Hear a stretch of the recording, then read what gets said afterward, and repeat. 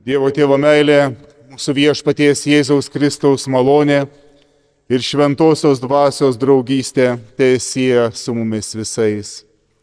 Viešpatie Jėzau Kristau, pašvęsk ir vesk mus savo žodžio tiesoje, nes tavo žodis yra tiesa. Amen.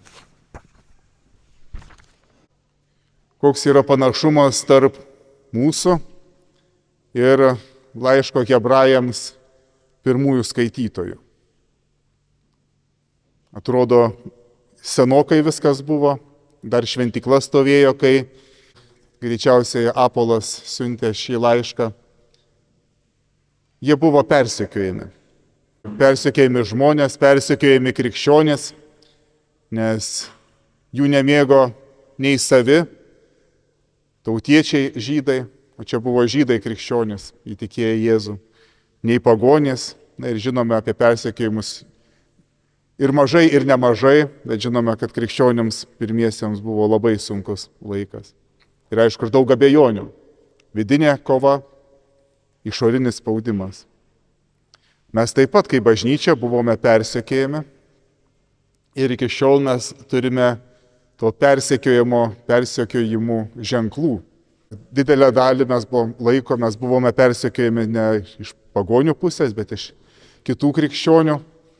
Ir mūsų bažnyčioje turbūt dėl to ir liko toksai vienas iš tų persekiojimo randų, kad mes neuždengėme kryžių. Aš tik tiesiog artėjant šiam sekmadieniui ėmiau galvoti ir turbūt čia kilė štai toksai dalykas, kad šį sekmadienį, 5-ąjį sekmadienį arba sekmadienį Judiką, pasaulyje liuteronų, katalikų ir anglikonų bažnyčiose yra uždengiami kryžiai ir pridengiamos arba uždengiamos skulptūros. Tai tokia yra labai sena tradicija, tai yra iš 9 amžiaus jau kylanti, o jau prieš 1000 metų jau buvo visuotinė. Bet matomai, kaip ir kiti dalykai, kai persekiotojai kažką daro, persekiojami nori nedaryti. Ir man atrodo, pas mus panašiai, ko gero, Lenkijoje ir Čekijoje galbūt kažkas va tokio yra. Ta tradicija neprigijo dėl to, kad tie, kurie mus skriaudė, jie jos laikėsi. Pati mintis gera. Ir kodėl gera? Žinoma, pirmieji kryžiai, ankstyvieji kryžiai skiriasi nuo mūsų kryžių. Nes 1000 metį bažnyčioje Jėzus buvo vaizduojamas pagrinde kaip nugalėtojas. Jisai ant kryžiaus, bet jis ant kryžiaus kaip kunigas, kaip karalius dažnai, su kunigo rūbu persijęs ir su karaliaus karūna, nors ant kryžiaus, bet jis galingas. Ir žinoma, gavėnios laike ir ypatingai nuo šio sekmadienio, būtent šį sekmadienį ir būdavo uždengiama, kai įžengiama buvo į Kristaus kentėjimo laiką. Ir tas laikas nuo šio sekmadienį, paskui aišku didžioji savaitė, dar giliau viskas yra. Bet būtent tą triumfuojantį Kristų pridengiamas prisiminti Kristaus kančią. Ir dar kitas dalykas, kad tuo metu daugelyje katedrų buvo kryžiai labai prabangus. Buvo ir aukso, brangakmenių. Ir būtent tam kančios laikė irgi būdavo uždengiama nuo mūsų akių tai, kas atitraukia. Tai irgi tam tikras sielos pasninkas. Bet vienas svarbiausių dalykų, kodėl krucifiksas, būtent atvaizdas nukryžiuotojo Jėzaus ant kryžiaus uždengiamas, yra, kad bažnyčia patirtų kryžiaus alkį. Mes priprantame prie kryžių.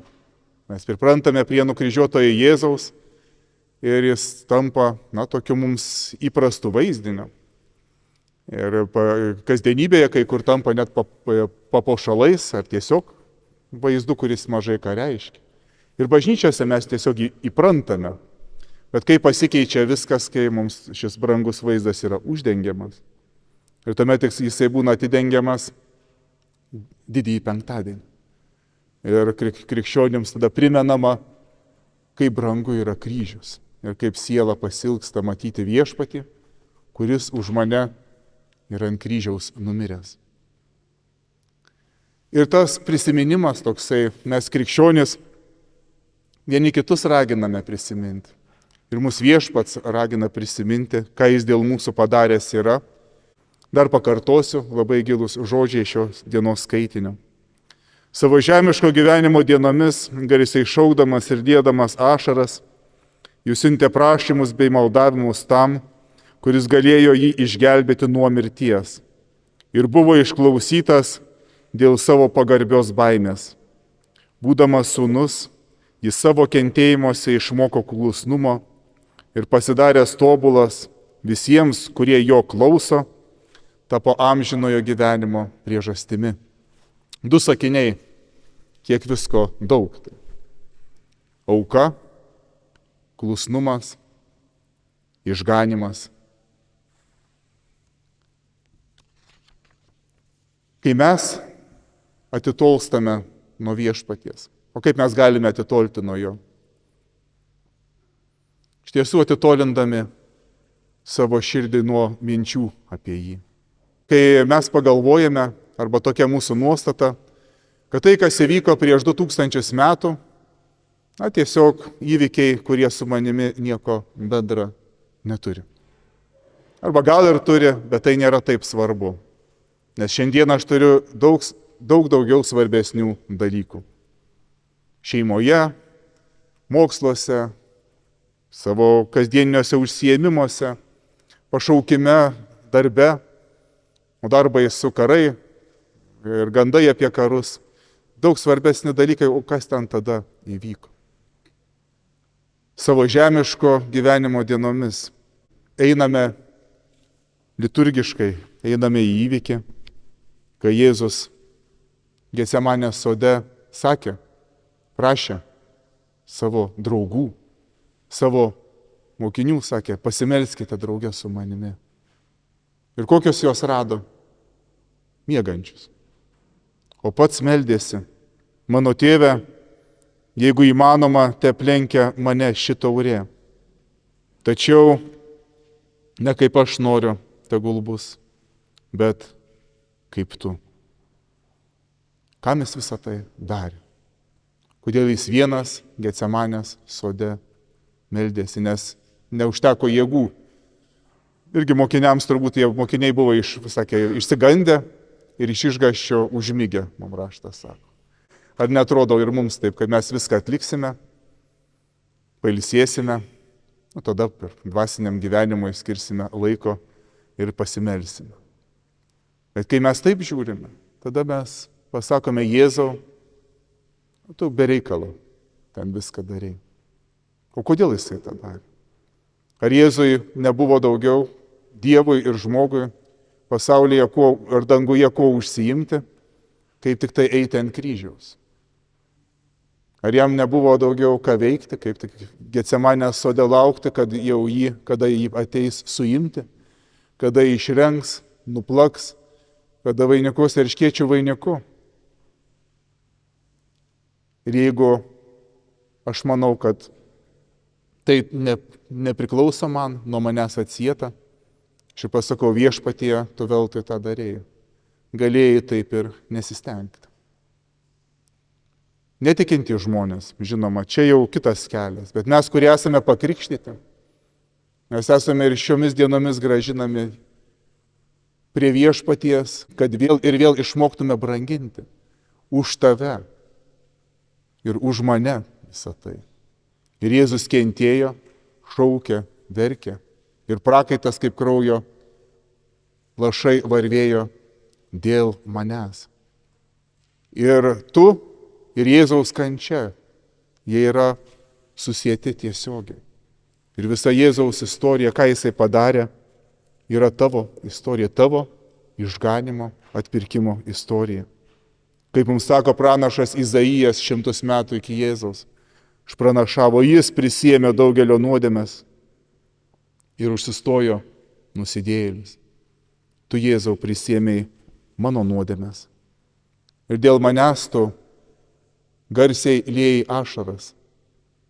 Dėl manęs tu prašei, kad ta taurė būtų atitraukta nuo tavęs. Bet tu gėrei mano taurę.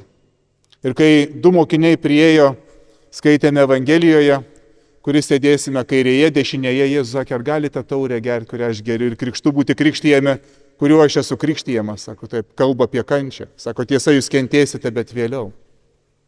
Bet ta taurė ir tas kančios krikštas yra dėl manęs.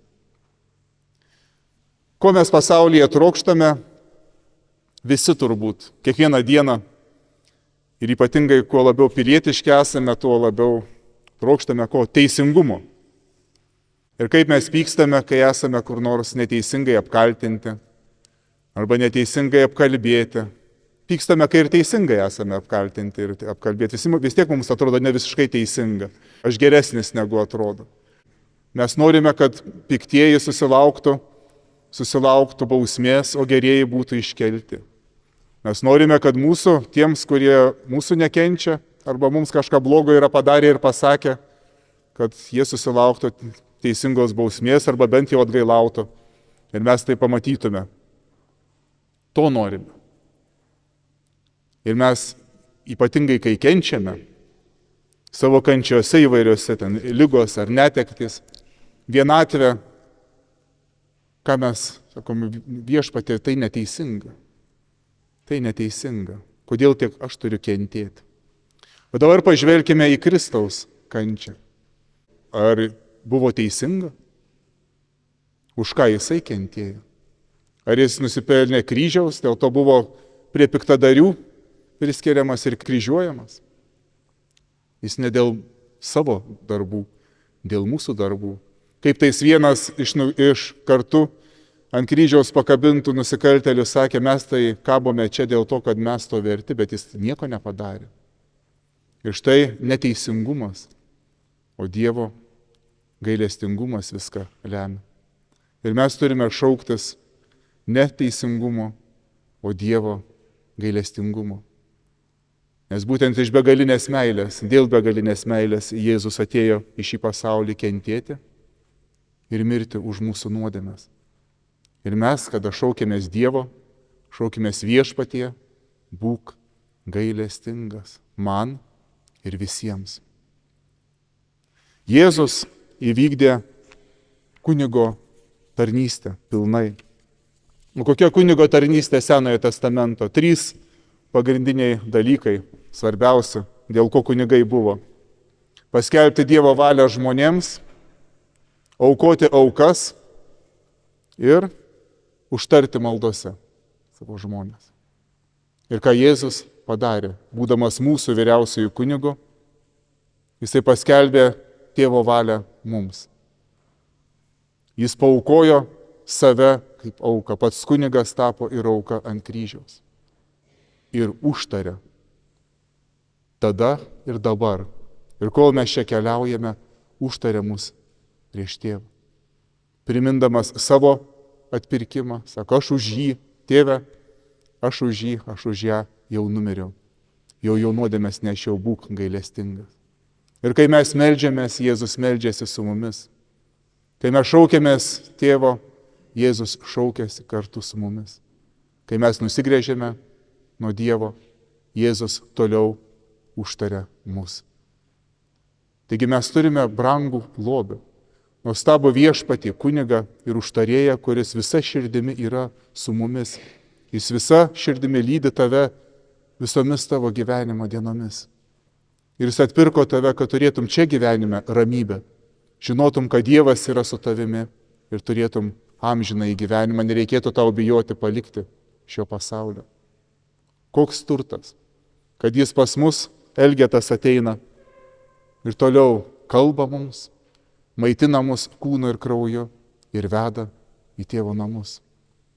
Ir kaip gerai būtų ir gerai yra, kai mes pasilgstame pamatyti jo kryžių, kai mes išmokstame vėl ir vėl branginti kryžių ir žinoti, kad nieko brangesnio čia neturime, kaip mūsų mylinti Viešpatį Jėzų, jo auką ir jo begalinę meilę. Amen.